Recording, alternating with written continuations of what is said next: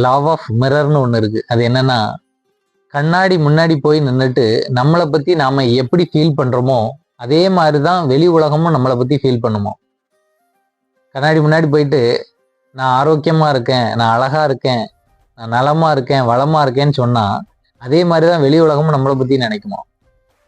இதுக்கு ஒரு சின்ன உதாரணம் சொல்றேன். நான் கண்ணாடி முன்னாடி போய் நின்ன உடனே, அந்த கண்ணாடியோட பரிசுத்தமான அழக பார்த்துட்டு அதுகிட்ட கேட்பேன், "உன்னுடைய அழக எனக்கு குடு." கொஞ்சம் பெரிய ஆசை தான். ஆனா அந்த பரிசுத்தம் எனக்கு ரொம்ப பிடிக்கும். அதுகிட்ட "உன்னுடைய தேஜஸ எனக்கு தா" அப்படிம்பேன். இது ஒரு பெரிய ஆச்சரியம் நடந்துச்சு. அதனால சொல்றேன். எனக்கு ஒரு ஃபோன் வந்துச்சு. ஒரு பாடகர் எனக்கு ஃபோன் பண்ணி கூப்பிட்டாங்க. "வீட்டுக்கு வர முடியுமா? ஒரு புது கார் வாங்கியிருக்கேன். என்னால வர முடியல. எனக்கு கழுத்து வலி. நீ நேரா வீட்டுக்கு வந்து அந்த ஸ்டிக்கரிங் ஒண்ணு பண்ணணும். வர முடியுமான்னாங்க."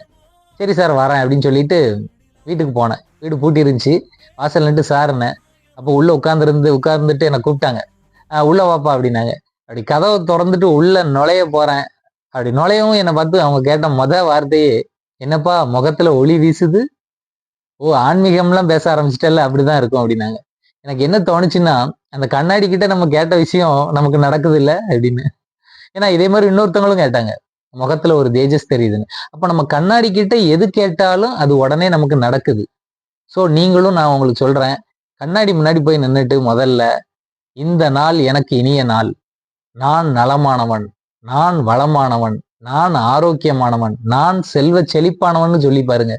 நம்ம தான் கலக்குறோம் அப்படின்னு சொல்லிட்டு போய் பாருங்க. வெளியில இருக்கிறவங்க சொல்லுவாங்க, "உனக்கு என்னப்பா நீ ராஜா" அப்படின்னு. இது நடந்திருக்குது எனக்கு. ட்ரை பண்ணி பாருங்க நண்பர்களே. நன்றி.